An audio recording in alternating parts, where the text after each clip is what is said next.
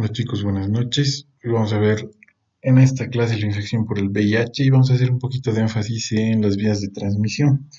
Les voy a dar unos porcentajes interesantes para que dejemos ese tabú de tratar al paciente con VIH como si fuera potencialmente infeccioso para nosotros. Pese a que sí lo es mucho menos transmisible que otras enfermedades como por ejemplo la tuberculosis o algún tipo de neumonía. Van a ver que con lo que les voy a mostrar al final de la presentación van a poder ser un poquito más tranquilos y probablemente pasar estos datos al resto del personal de salud para que vean que el paciente con VIH es como cualquier otro paciente. Un poquito de generalidades, se lo descubierto en 1983 en una biopsia de ganglios linfáticos. El 84 ya se aisló a este virus y se lo asoció con la infección para el SIDA. El síndrome de inmunodeficiencia adquirida en el 85 ya se contaba con la prueba ELISA para su diagnóstico y un año después, el 86, ya se descubre otro serotipo, que es el virus de inmunodeficiencia humana del tipo 2 descubierto en África. ¿A qué se refiere? El VIH es un virus que ataca al sistema inmune, debilita los sistemas de defensa, el sistema inmunológico contra infecciones y determinados tipos de cáncer. O sea, es una inmunosupresión, si vale el término global, y el paciente está más predispuesto a ciertas infecciones y a determinados tipos de cáncer. La fase más avanzada se llama SIDA y tarda en un promedio de 2 a 15 años en manifestarse. Manejamos el promedio de 10 años, aunque dependiendo del sistema inmune de cada persona, si es un controlador de élite, por ejemplo, hay pacientes que están 20 años con el VIH y jamás manifiestan ningún tipo de enfermedad o de inmunosupresión, a pesar de haberse confirmado la infección. Un poquito de epidemiología, estos datos, si bien son del 2016, en el 2019 no han cambiado mucho eh, respecto a los que yo les voy a mostrar ahora. 35 millones de muertes atribuidas hasta el año 2016, más o menos 1 millón de fallecidos por año. En el 2016 se han reportado, estos son reportes de la OMS, como ven, casi 37 millones de infectados, casi 2 millones de casos nuevos y bueno, casi 20 millones de pacientes que están recibiendo el tratamiento mediante los programas del tratamiento antirretroviral. ¿Cuáles son las poblaciones de riesgo para infectarse con el VIH? Hombres que tienen relaciones homosexuales, consumidores de drogas endovenosas, presos, personas recluidas en otros entornos, trabajadores sexuales, clientes y los transexuales. Esto solamente por el tipo de vida sexual que llevan. No es por otra cosa. En el 2015 se ha visto que el 44% de los casos nuevos de VIH se ha debido a pacientes en todos estos grupos que les mencionaba. Entonces estamos hablando que casi la mitad de los casos nuevos se dan en este tipo de individuos. Aquí tenemos un poquito las estadísticas que les estaba comentando. Esto es de manera global, ¿no? 36.7 millones de casos de pacientes que viven con el VIH, 1.8 millones de nuevos casos, y las muertes relacionadas al SIDA, 1 millón por año aproximadamente. Aquí en este cuadro está dividido por adultos y en personas menores de 15 años. Ojito de la epidemiología, solamente el 53% de los pacientes con VIH acceden al tratamiento antirretroviral. De todos los infectados, el 70% conoce su estado serológico. Como ven, hay un 23% de diferencia. Esto es porque los pacientes rechazan o abandonan el tratamiento o nunca más vuelven a hacer un control, pero saben que están infectados. Entonces, ese otro 30% es el que no sabe que está infectado y, bueno, obviamente contribuye mucho a seguir esparciendo el virus. Miren ustedes, en este periodo de 16 años, desde el 2000 al 2016, más de 13 millones de personas se han salvado gracias al tratamiento antirretroviral.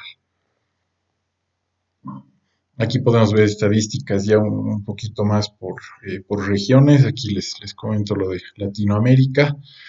1.8 millones de personas viven con el VIH desde el año 2016, como les digo. 97.000 casos nuevos en Latinoamérica y 36.000 muertes el año 2016 solamente en Latinoamérica. Aquí lo tenemos en mapa. Este es- Estos son los casos totales a nivel global, 36.7 millones, un poquito más gráfico. Aquí tenemos la cantidad de casos nuevos, ¿sí? También como pueden ver, 97.000 en Latinoamérica. Y bueno, aquí tenemos la cantidad de fallecidos por regiones también, 36.000, como pueden ver ustedes en Latinoamérica. ¿Cuál es el agente? Vamos a hablar un poquito del virus. Es un virus del tipo ARN, es un retrovirus, es un virus relativamente grande, 100 a 120 nanómetros. Las glucoproteínas que quiero que sí memoricen porque son objetivos terapéuticos son la glucoproteína 120 y la glucoproteína 41. Genes codificados son todos estos, los primeros cuatro son los más importantes. Y bueno, aquí tienen un esquema bastante gráfico y fácil de entender. Las glucoproteínas están por fuera de la cápside y especialmente la 41 y la 120 son las encargadas de provocar la unión con las células del sistema inmune y la posterior infección y diseminación de la enfermedad. Este es el genoma del virus. Entonces aquí pueden ver, por ejemplo, ustedes el gen ENF-ENB, es el que se encarga de codificar la glucoproteína 120 y la glucoproteína 41. Aquí tienen en esquema todo. No es necesario que lo memoricen, es algo más esquemático. Aquí podemos ver relativos subtipos em, del virus.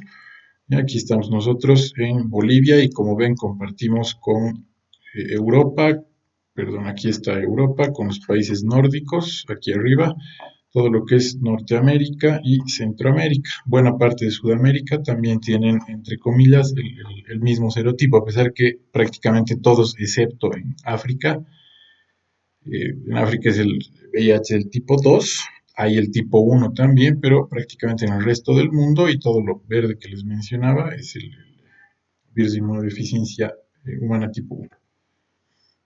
¿Cómo es la entrada a la célula? Es un complejo bastante grande, la parte inmunológica del VIH es muy compleja, ya así que esto se los dejo solamente como información, si quieren pueden ampliarla también. Sin embargo, son muchas proteínas, son correceptores los que están implicados en la unión del virus para ingresar a la célula, especialmente a células presentadoras de antígeno. Aquí lo tenemos un poquito más esquemático. Este de aquí es el virus que está expresando las glucoproteínas. La glucoproteína 120 es la que está esquematizada acá. Ingresa a la célula diana, por ejemplo, un linfocito CD4, pero previamente ha infectado a una célula dendrítica o a una célula de Langerhans, que recuerden que son células presentadoras de antígeno. Estas son las que están en las mucosas, en la mucosa genital, por ejemplo, que es ahí donde generalmente ingresa el virus, pasa al torrente sanguíneo a la célula y esta célula, que la tenemos acá, presenta este antígeno, en este caso al VIH, a la célula diana, que va a ser el linfocito CD4. Como pueden ver, esta de acá, que es la célula de Langerhans o la dendrítica, mediante los receptores ICAM, se une a los receptores LFA de tipo 1 con sus subtipos y sus subunidades alfa 4 beta 7, etcétera, etcétera. ¿Qué es lo que más nos importa? Que este virus de acá provoca que la célula presentadora de antígeno exprese estas proteínas. Estas proteínas son las que se unen con estas otras del linfocito CD4 y así empieza las señales como el reconocimiento de las células inmunes. Pero este VIH sale entero eh, de la célula dendrítica, de la célula presentadora de antígeno, y se une al receptor CD4, de ahí viene el nombre, linfocito CD4, junto al correceptor CCR5. Y gracias a esta unión, ya que está activado el linfocito CD4 por esta unión previa, por la ICAM-LFA1, está activo y bueno, presto el linfocito para que ingrese el supuesto antígeno, que en este caso no es solamente un antígeno, sino es todo el virus del VIH. De esta manera, el linfocito CD4 permite que se introduzca el virus al linfocito y es ahí donde empieza la infección. ¿Quiénes diseminan la infección? La diseminan las células dendríticas, como les mencionaba, las células de Langerhans, ambas son presentadoras de antígeno, y algunos linfocitos CD4 que están en los ganglios linfáticos cercanos a la vía de transmisión, como les digo, generalmente es la vía sexual, ¿no? En ganglios linfáticos inguinales. Si el virus solamente infecta un CD4 directo, la replicación no es tan rápida como si se lo hace mediante las células presentadoras de antígeno. Aquí podemos ver un poquito mejor en un esquema. La capa mucosa, aquí en este caso del epitelio cérvico-vaginal, se lacera o, bueno, si bien está íntegra, no interesa, pero ahí está el virus, pasa la mucosa y puede llegar directamente a la sangre. Si no, si el epitelio logra contener, si quieren, al virus, el epitelio que es estratificado, miren, aquí no está dejando pasar al virus entre las células, entonces hay algo extraño ahí, es un antígeno, va a la célula dendrítica y bueno, introduce al virus. Esta célula dendrítica ya está infectada, pasa al torrente sanguíneo y puede expandir localmente. Aquí tienen los periodos. Por ejemplo, en unos 3 a 4 días, esta célula dendrítica de acá eh, está expandiendo el virus a otras células presentadoras de antígeno o bien directamente a linfocitos CD4 locales. Infecta macrófagos, infecta linfocitos CD4 en reposo y además activa a otros linfocitos CD4 y es ahí como la infección va expandiéndose, ya va a pasar al torrente sanguíneo, ya no va a ser local, después de unos 3-4 días. Aproximadamente en unas semanas, ya estamos hablando de unas 3 semanas en promedio, esta expansión local ya pasa a los ganglios linfáticos, ¿sí? Pasa al sistema inmune, eh, por ejemplo en el intestino, en los ganglios linfáticos, en otros lugares pasa al líquido cefalorraquídeo también,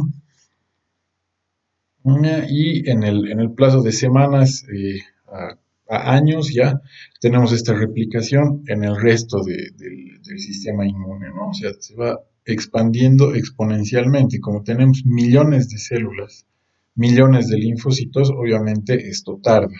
Es por eso que desde la infección hasta que estén, entre comillas, todos los linfocitos TCD4 infectados, van a pasar bastantes años. Enseguida les voy a comentar un poquito más de esta imagen, porque hay anticuerpos neutralizantes. Enseguida vamos a comentar esto. Y les comentaba aquí, un gran reservorio que existe para el VIH es el sistema neurológico.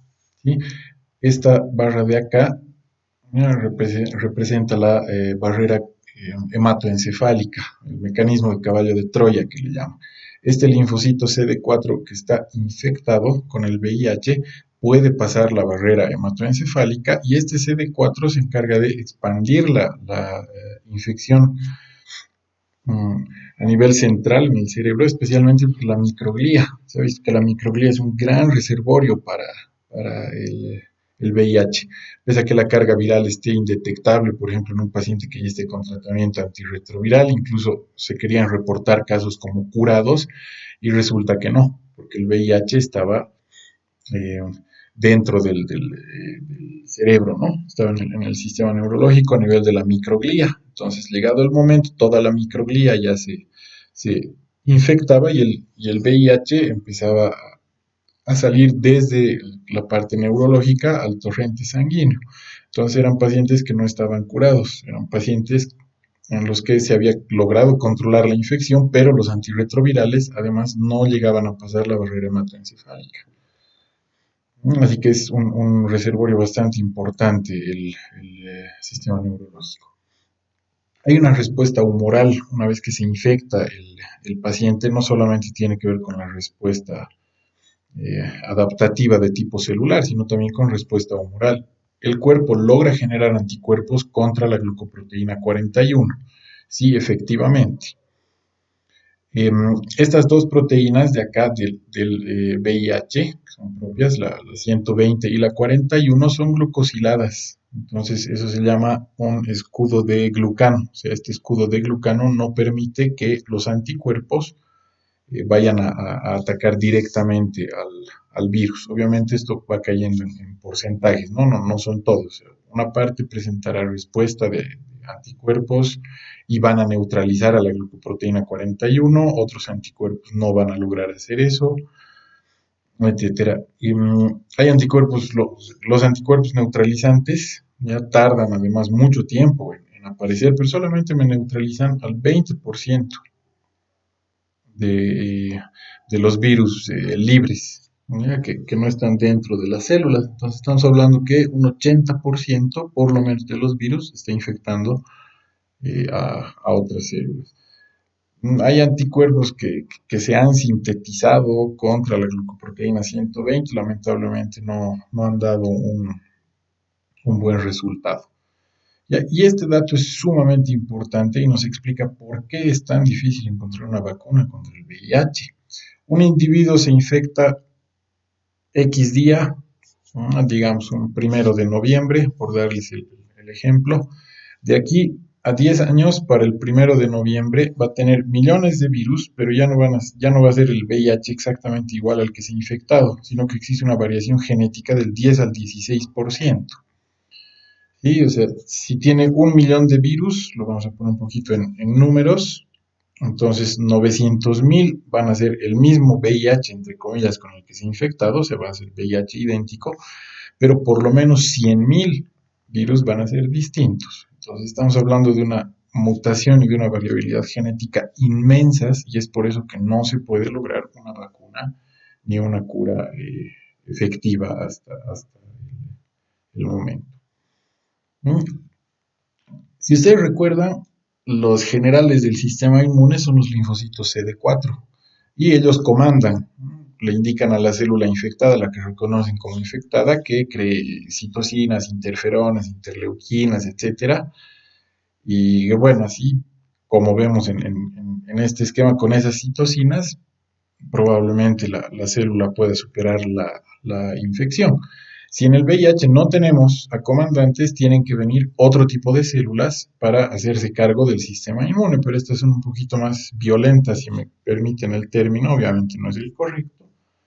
Pero bueno, un linfocito TCD8, un linfocito citotóxico que se llama, no pregunta, directamente reconoce que una célula está infectada y la destruye. No como el linfocito CD4 que le da otro tipo de indicaciones. Entonces, la respuesta inmune comandada por los CD8, ya que no existen CD4, por lo menos al principio de la infección, estamos hablando en las primeras semanas, está llevada a cabo por los linfocitos CD8. Si los linfocitos CD8 logran hacer un buen trabajo, tienen una respuesta adecuada, el cuadro clínico probablemente disminuya y el paciente entre a una fase latente o asintomática durante más tiempo, probablemente. Aumentan los linfocitos CD8 en las primeras semanas de la infección. Hay varios tipos, si quieren, de linfocitos CD8. Estábamos hablando que el VIH tiene mucha variación genética, así que al momento de la transmisión no va a ser un solo tipo de VIH, no van a ser varios. Y para cada virus específico existe un CD8 que varía ligeramente. Entonces, aquí es lo que les mencionaba, cuando existe viremia alta, ahí es donde empiezan a replicarse mucho los linfocitos CD8. Si se replican de una manera adecuada, la viremia disminuye en fase aguda. El VIH se vincula con el complejo mayor de histocompatibilidad de tipo 1. Entonces necesita también a los CD8 para replicarse, pero recordemos que los CD8 no se infectan tan fácil como un CD4, entonces disminuyen eh, hasta cierto punto la viremia y la agresividad de la infección en las primeras semanas. Disminuye la cantidad de linfocitos CD8 con anticuerpos monoclonales, disminuye la restricción del crecimiento del VIH. Si el paciente está en X tratamiento, digamos, una artritis reumatoide que le están tratando con un anticuerpo monoclonal, un infliximab, por ejemplo, que nos disminuye la cantidad de CD8, si el paciente se infecta con VIH mientras está recibiendo este tipo de inmunomoduladores, la infección puede llegar a ser grave incluso en las primeras fases. Estas proteínas del VIH que les comentaba hace un momento cuando hablábamos del genoma disminuyen la expresión del HLA. Entonces el VIH no solamente me infecta a células presentadoras de antígeno, no solamente me infecta al linfocito CD4, sino infecta a linfocitos CD8, pero estos linfocitos CD8 logran controlar al VIH en las primeras semanas en la mayoría de los pacientes. ¿Cuál es la respuesta celular de los CD4 en primera instancia para el VIH? Existen los que se llaman los controladores de élite o los progresadores lentos. Estos pacientes tienen muy pocas manifestaciones o no tienen ninguna al cabo de 10 a 15 años aproximadamente. Y esto se ha dado ¿por qué? Porque se han logrado activar a tiempo linfocitos CD4 que tratan de controlar la infección, pero en la mayoría de los individuos no lo logran. Pero sí, afortunadamente el paciente, como les digo, es un progresador lento, un controlador de élite, logra activar los CD4 y estos CD4 van neutralizando al VIH. Ya la viremia alta que se da en las primeras semanas, y sí les voy a mostrar en un esquema más o menos cada cuánto, perdón.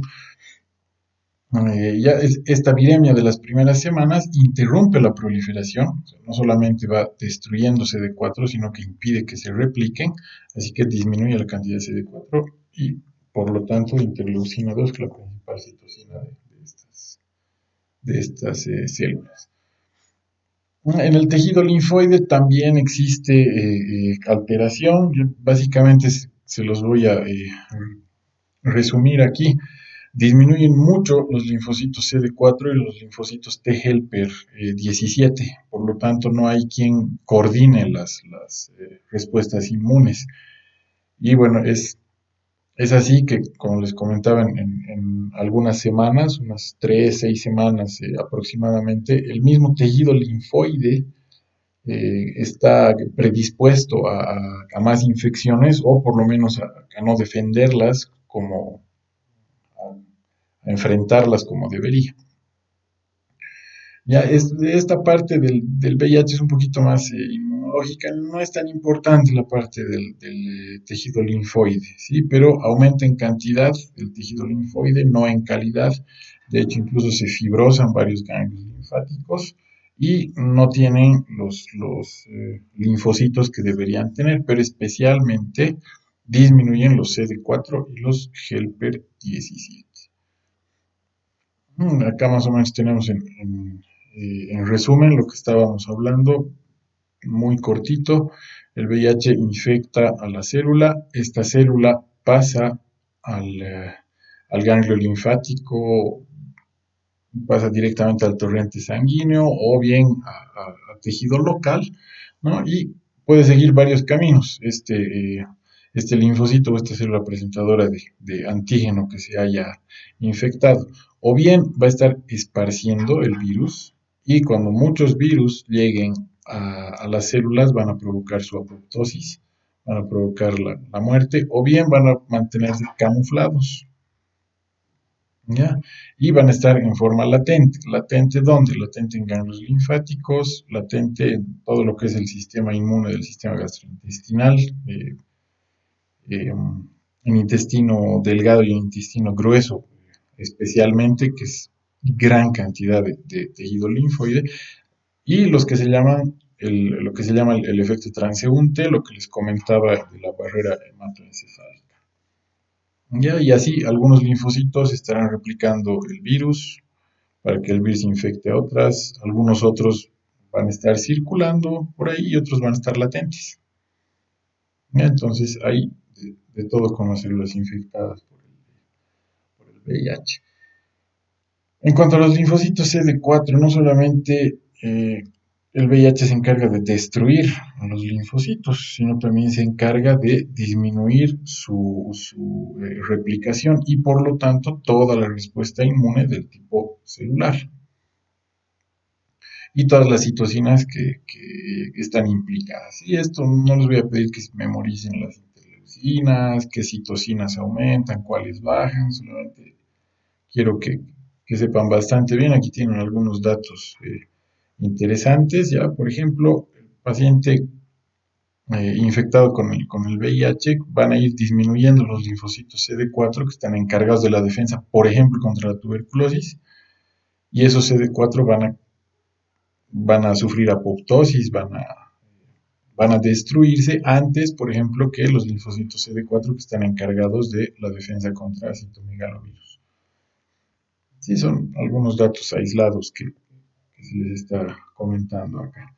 Entonces aumenta la destrucción. Como ven, el VIH como tal solamente infecta al 1% de los circulantes. O sea, la infección ocurre en el tejido linfoide. Apoptosis, la propia glucoproteína 120 puede iniciar la apoptosis.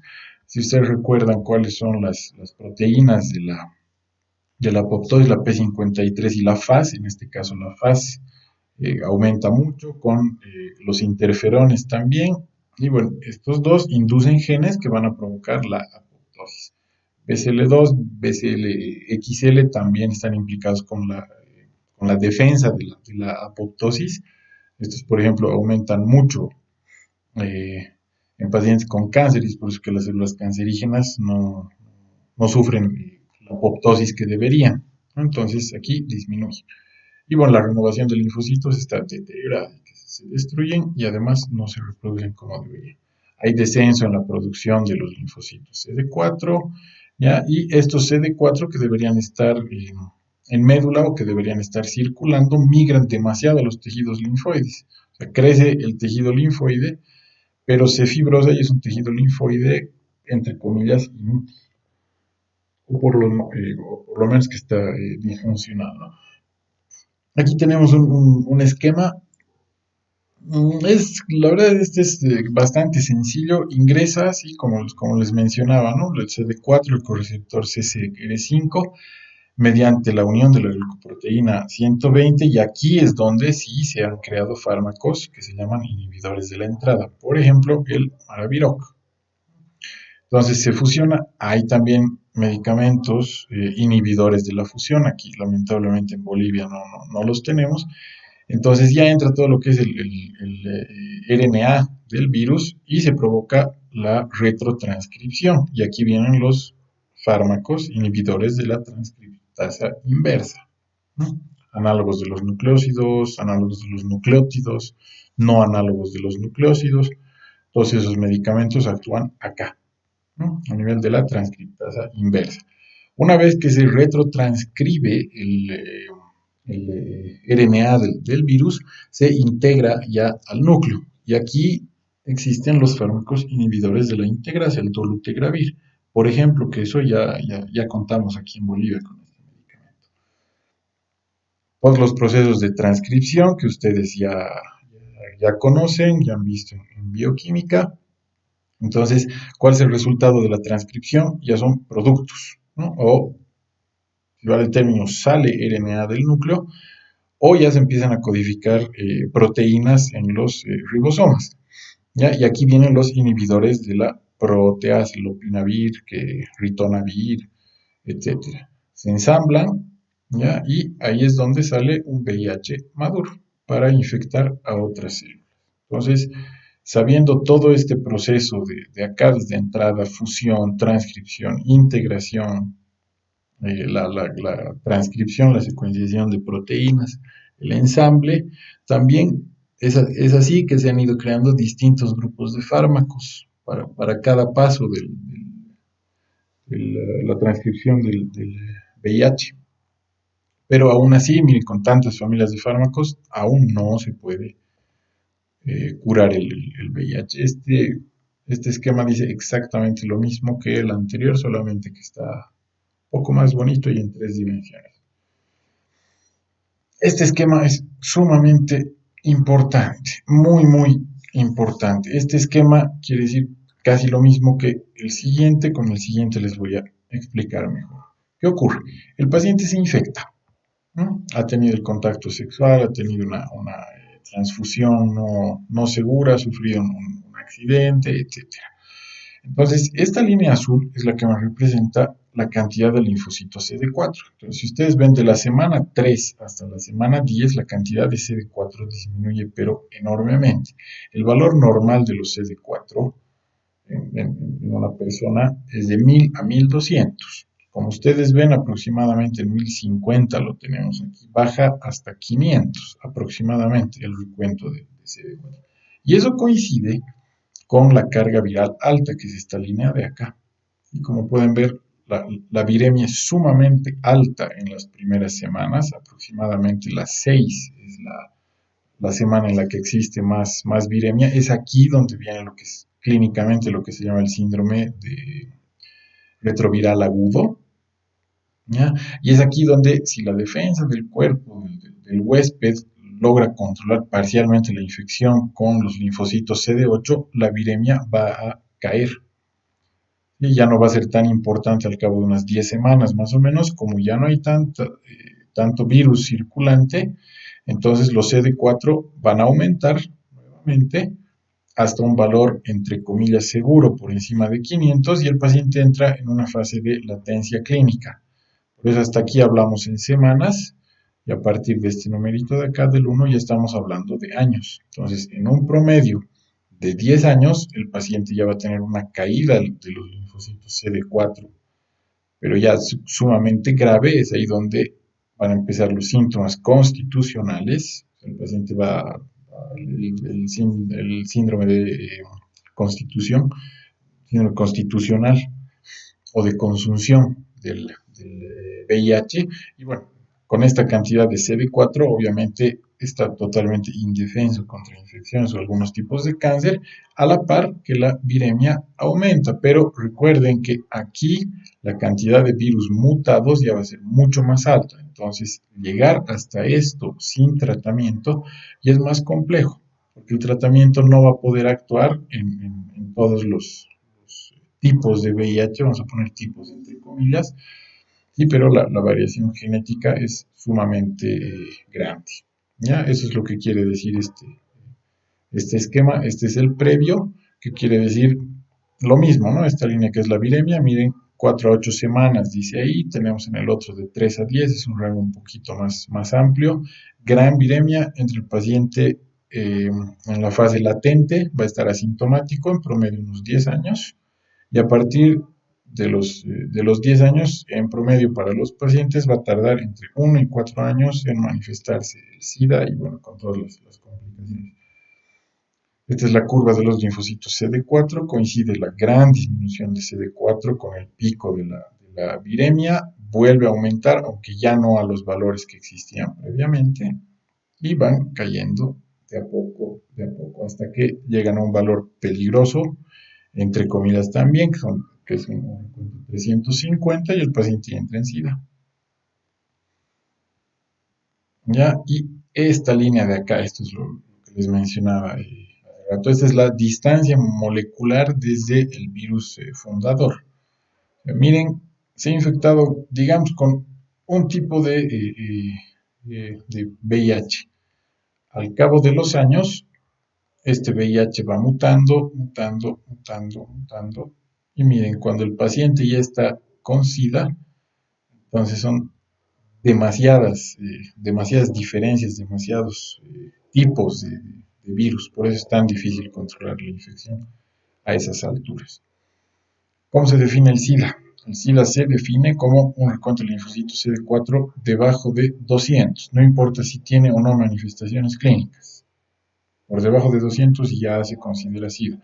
Aunque existen otro tipo de intercurrencias también que nos definen al SIDA. Por ejemplo, la demencia asociada al VIH, difícil de diagnosticar y tarda años en manifestarse. Después tenemos infecciones oportunistas, esto lo vamos a ver un poquito más adelante. No es necesario que memoricen todas, pero estas en las prácticas incluso hemos estado viendo. Neumocitis, complejo micobacterium avium, sarcoma de Kaposi, etc. Y lo que se llama el síndrome de consunción del VIH es algo muy similar a un síndrome constitucional. El paciente baja de peso, está débil, astenia, dinamia, no se encuentra la causa y resulta que era VIH. Ya vamos a las categorías clínicas. Recuerden, de acuerdo al recuento de CD4 se pone por números, por encima de 500, 1, de 200 a 499, 2, y por debajo de 200 ya se cataloga en 3. Y esta letra ABC viene de acuerdo a la categoría clínica. Si tiene síntomas de SIDA, si no tiene síntomas o si está en el limbo, entre uno y otro. Entonces, el peor estado en el que puede estar un paciente es un C3. Y el mejor en el que puede estar, que de hecho es el objetivo terapéutico, un estado. Aquí tienen las categorías clínicas que les mencionaba hace rato. Categoría A, que son manifestaciones leves. Categoría B, que no corresponden ni a las manifestaciones leves, pero tampoco son definitorias de SIDA. Y la categoría C, que son categorías de enfermedades intercurrencias que ya definen la presencia de SIDA, independientemente del recuento de linfocitos CD4. ¿Listo? Como pueden ver aquí, por ejemplo, la candidiasis oral no cuenta, ¿sí? Sino ya es una candidiasis invasiva la que cuenta como una definitoria de SIDA. Aquí podemos ver algunos ejemplos, infecciones virales, aquí tenemos papilomas también. Esta es una placa típica de una infección por neumocistis, miren el infiltrado periliar que hay, un infiltrado intersticial periliar bastante típico es una placa típica de la infección por neumocistis. Aquí tenemos, por ejemplo, un sarcoma de Kaposi, que bueno, es una infección por un subtipo de virus herpes. La leucoplasia vellosa oral, que también la comentábamos en los casos de las prácticas, una lesión precancerosa. Hay que tener cuidado y diferenciarla de una candidiasis oral, ¿no? Esta, la leucoplasia vellosa, aparece en los costados de la lengua y no se descama con el bajalengua, ¿no? Con la tracción, sino continúa la lesión. Si no se trata, probablemente esto va a desarrollar un cáncer, ¿no? Tenemos un paciente con herpes, está predispuesto a todo el paciente con VIH. Los estadios clínicos de la OMS, que en realidad son 4, esto más que nada va para el seguimiento del paciente, para ver si está disminuyendo el estadio clínico de acuerdo al tratamiento que se le esté dando, o bien para los criterios de inicio que comentábamos en las prácticas, no vamos a repetir, con todos los grupos hemos llevado esos criterios. El estadio clínico 3, que ya es un estadio clínico grave, entre comillas lo vamos a poner como un presida, y el estadio clínico 4, que es SIDA. Cualquiera de estas infecciones, entonces ya nos define como que el paciente esté con SIDA, ya no tiene solamente infección por VIH, sino es SIDA, ¿no? La guía del tratamiento antirretroviral, con todos los grupos hemos repasado esto, solamente les recuerdo, de primera elección el TEL en nuestro medio, si es un paciente cumplido, entonces el esquema que asocia dolutegravir, también, si no, bueno, nos mantenemos con el TEL por la facilidad posológica y porque no tiene tantas reacciones adversas. Lo hemos llevado en prácticas para no extendernos, entonces los invito a leer la guía del tratamiento antirretroviral, con la que contamos aquí en Bolivia. Es bastante completa, bastante bonita la guía. No vamos a preguntar mucho acerca del tratamiento, en lo que van a ser los parciales, solamente abóquense al TEL, tenofovir, efavirenz y lamivudina, medicamentos de primera línea. Ahora sí, aquí sí quiero hacer un poquito de hincapié en la presentación, lo que son las vías de transmisión. ¿Ya? Al principio comentábamos que el VIH es difícil de transmitir, de hecho sí es difícil de transmitir, ¿ya? Y aquí tenemos qué fluidos sí se asocian con la transmisión: sangre y cualquier hemocomponente, semen, secreción vaginal y leche materna. Fluidos que no se han asociado con la transmisión por el VIH, por favor, importante. Sí, porque a veces incluso los mismos familiares tienen un integrante de la familia ahí con VIH, le separan los cubiertos, lo tratan como una persona extraña. Entonces, miren ustedes, no se transmite por saliva, no se transmite por orina, por lágrimas, por sudor, ni siquiera el líquido cefalorraquídeo se ha visto que transmite, por lo menos que tiene presencia de VIH. ¿Listo? Entonces nos quedamos con estos cuatro fluidos que sí tienen capacidad de transmitir. Aquí les voy a hablar un poquito ya de números. ¿A qué se refiere esto? Si la infección es reciente, o sea, si el paciente está en etapa de viremia aguda, si está entre las 3 a 10 semanas que mencionábamos, ¿ya? 8.2 de cada 1000 contactos puede transmitir el VIH. Si la infección ya está establecida, o sea, el paciente está en una etapa asintomática, entonces miren cómo baja el riesgo de transmisión. Más o menos un caso de cada 1000. Estamos hablando en aproximadamente los primeros 5 o 6 años de la infección.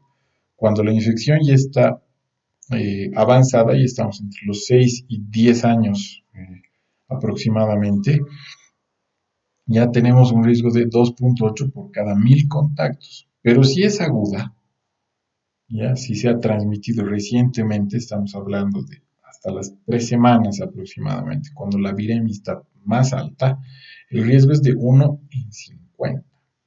Este sí es un riesgo sumamente alto, en contraste con la infección reciente, que es, perdón, esto se refiere a cuando ya ha disminuido la viremia. Y esto lo vamos a poner después de las 10 semanas. Aquí está el riesgo de transmisión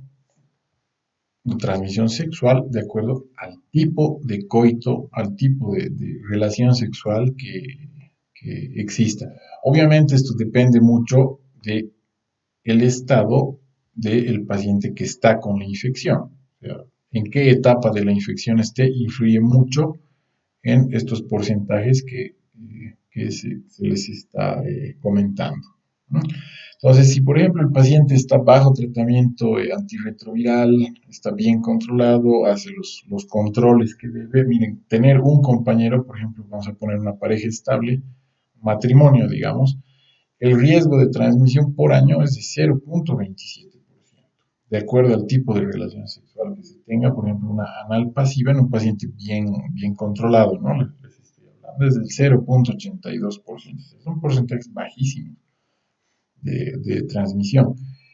Entonces ya van subiendo de acuerdo al tipo de contacto, ¿no? O sea, en cada contacto anal receptivo, por ejemplo, el riesgo es de 1.4%. O sea, estamos hablando que al cabo de 10 coitos similares a este, el riesgo ya va a ser de un 14%, y es un riesgo alto.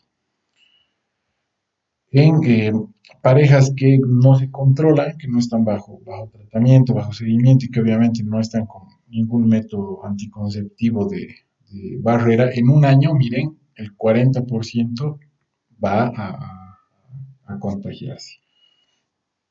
El tipo de coito anal por pareja insertivo sin protección, estamos hablando aquí en una relación heterosexual, insertivo, o sea, el varón, ya en este caso, sin protección, obviamente tiene un riesgo de 21.7% de transmitirse el VIH por año, ¿no? Si nunca usan protección, y bueno, si la pareja que está infectada no se controla, ¿no? En cambio, si es el tipo anal receptivo, o sea, vamos a decir en este caso, como les digo, en una relación heterosexual, la mujer, si la relación sexual es anal, miren qué alto es el porcentaje que existe. Entonces, la principal vía de transmisión por el VIH es la vía anal, ¿no? Eso que se les quede, por favor, bien grabado, ¿listo? Ahora, aquí tenemos las vías de transmisión. de acuerdo al compañero sexual positivo, enseguida el título está mal acá. En la, en la infección de la madre, ya la transmisión materno-fetal, miren cómo va variando el porcentaje de acuerdo a la carga viral que tenga la madre. Si la carga viral es relativamente baja, digamos entre 1000 y 10.000 copias, el riesgo de transmitir el VIH al producto es del 16%. Y así va subiendo hasta que una carga viral altísima, que es más de 100.000 copias, miren, el 40.6% de los productos va a estar infectado. El tratamiento antirretroviral reduce el riesgo de transmisión en el 96% de los casos. Por eso es tan importante asesorar bien al paciente y, bueno, conversar con él, convencerlo de que tiene que seguir el tratamiento antirretroviral. ¿Qué factores incrementan el riesgo de transmisión? No es lo mismo tener una relación sexual con un paciente positivo, aunque sea sin protección, si no existe alguna otra condición que nos incremente el riesgo. ¿Sí? Por ejemplo, si el paciente además tiene, digamos, gonorrea, la transmisión va a ser mucho más probable. Y especialmente si es que existen otras infecciones de transmisión sexual con úlceras. Un paciente con sífilis, que es la ITS que más se transmite junto con el VIH, o por ejemplo un cancro, ¿sí? O sea, estas úlceras predisponen a que el VIH pueda ingresar con mayor facilidad. Hay conductas sexuales que aquí en Bolivia no se las conoce mucho, por lo menos no se las divulga. Los invito a ver de qué se trata el phishing y el dogging. Coito anal y coito vaginal receptivos son los que más pueden transmitir el VIH, que como les mostraba con los porcentajes, el coito anal es el principal, o sea, el que tiene más riesgo. Ya, algunos datos, esto ya está para el 2018. De todos los pacientes que se han transmitido el VIH por vía sexual, 60% ha tenido úlceras genitales. O sea, imagínense ese gran porcentaje. ¿Sí? Es difícil de transmitir el VIH, entre comillas, pero si es que existe alguna de estas otras condiciones, el riesgo aumenta y bastante. La circuncisión disminuye el riesgo de adquirir la enfermedad, miren, del 50 al 60% en una relación heterosexual. Si la mujer es la que está infectada y el varón está sano, si el varón está circuncidado, disminuye por lo menos a la mitad el riesgo de transmisión. ¿Esto porque al no tener el prepucio, el varón, no tiene tanta mucosa en contacto y no tiene tantas células dendríticas. Las células dendríticas son muy abundantes en el prepucio en el varón y es por eso que al no tener el prepucio, entonces no existen tantas células dendríticas y el riesgo de transmisión disminuye bastante. En los usuarios de drogas intravenosas, obviamente, los factores de riesgo aumentados van a ser que compartan la jeringa varias personas, qué tipo de droga, cuánto tiempo está con la aguja inyectada. Y bueno, miren aquí, el tratamiento antirretroviral disminuye el riesgo, sí, un 50%, pero hay otros 50% que no disminuye el riesgo. Si ustedes recuerdan lo que hablábamos en las prácticas, una carga viral indetectable se refiere, de acuerdo al método, a que la carga viral está en menos de 100 copias por mililitro o en menos de 40 y se la reporta como indetectable, pero pueden haber todavía 99 o 39 copias que estén circulando por ahí en la sangre. Entonces, el usuario de droga intravenosa es una población de riesgo muy importante para infectarse con el VIH. El paciente con VIH no puede donar jamás un hemodiderivado, nunca, ni siquiera a otro paciente que tenga VIH confirmado también, esto por la variación genética que les comentaba. Antes del 2002 el control con los hemoderivados no era tan riguroso, a partir del 2002, entonces probablemente con todos los tamizajes que se hacen el riesgo sea de 1 de cada 2 millones de unidades transfundidas. Casos aislados sí se han reportado en trasplantes, que no vienen al caso en este momento. La vía de transmisión, la perinatal, la gestación con los porcentajes que les comentaba de acuerdo a la carga viral, intraparto, si es un parto por vía vaginal, se aumenta el riesgo en un 40% de transmitir al producto, y la lactancia, ¿ya? Sin tratamiento antirretroviral transmite entre el 14 y el 29% de los casos a los productos. Entonces la lactancia materna está totalmente contraindicada porque uno de cada tres o de cada cuatro lactantes de una madre infectada por VIH sin el tratamiento antirretroviral va a caer enfermo, se va a infectar. En el embarazo, ¿cuáles son los factores de riesgo para el producto, para que el producto se infecte? Que exista funiculitis, una ruptura prematura de membranas de más de 4 horas de duración, si la madre, la gestante es consumidora de drogas ilegales. Lo que les mencionaba depende mucho de la carga viral materna. Si el recuento de CD4 es bajo, obviamente el riesgo aumenta mucho, y si el producto tiene bajo peso, entonces está más predispuesto a infectarse. En el contexto sanitario, esto que nos interesa bastante a nosotros, miren esos porcentajes minúsculos, ¿sí? ¿Cuál es el riesgo de transmitirse el VIH? Después de un pinchazo con una aguja, 0.3%. Esto obviamente va de la mano de ciertos datos que les voy a mencionar enseguida. Miren, el riesgo por exposición de sangre infectada a la piel o a mucosas sanas es prácticamente nulo, 0.09%. Sí, o sea, esto pasa así, salpica sangre a piel sana, por ejemplo, del médico, de la enfermera, del auxiliar, etcétera. Es prácticamente imposible que exista transmisión. Ya, obviamente, no es lo mismo un pinchazo leve, un pinchazo poco profundo, que un pinchazo con sangre visible, o sea, con que la aguja tenga sangre visible, que haya invadido al paciente. No es lo mismo pincharse con una aguja que ya se haya insertado por vía, ya sea vena o arteria. No es lo mismo una herida superficial que una profunda. Hablamos de medio centímetro aproximadamente para que ya el riesgo aumente más. Y bueno, si el paciente, o sea, si el personal de salud ha tenido un accidente similar a un pinchazo, por ejemplo, ¿ya? Y ha fallecido el paciente hasta unos 2 meses después, más o menos, y se ha visto que tenía VIH, aumenta también el riesgo de transmitir. Entonces, ¿qué hacemos? ¿Cómo vamos a prevenir la transmisión? Primero, el uso de métodos anticonceptivos de barrera. El uso de condón disminuye el riesgo de transmisión entre un 60 a 96%. ¿No? Tratar las infecciones de transmisión sexual oportunamente, a tiempo, disminuyen un 42% el riesgo de transmisión del VIH.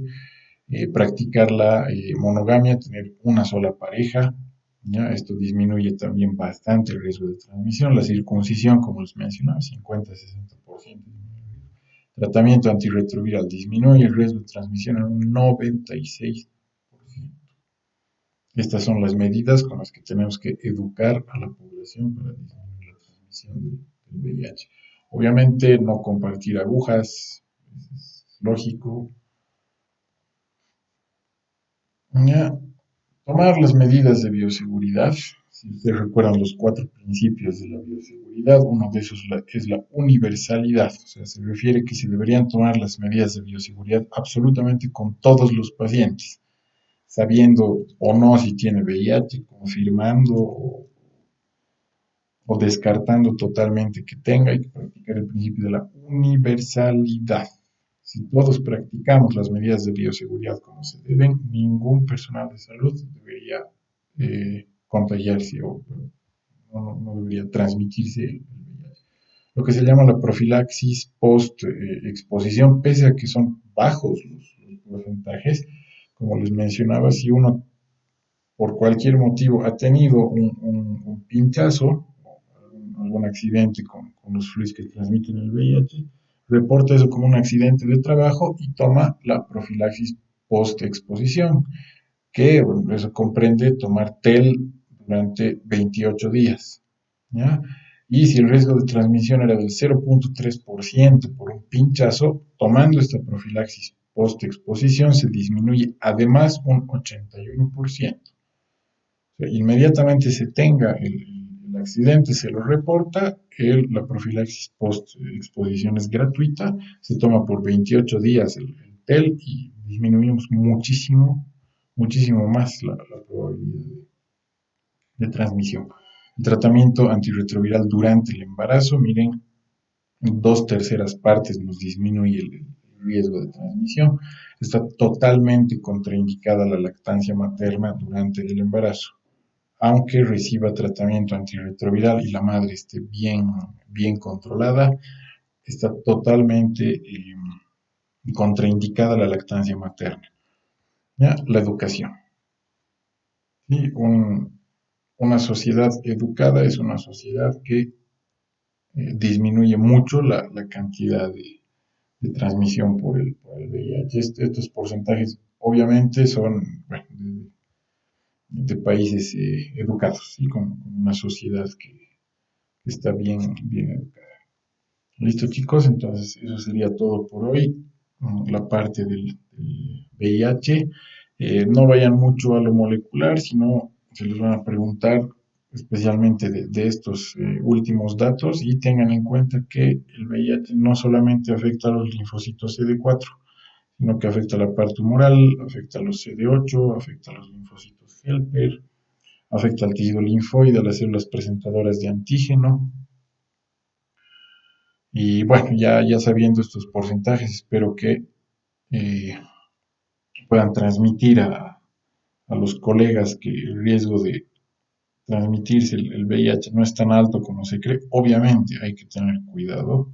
Obviamente cualquier accidente tiene que ser reportado para empezar una profilaxis post-exposición, pero no hay que tratar al paciente con VIH distinto a los demás pacientes. Pueden internarse en salas comunes, no hay ningún problema con eso.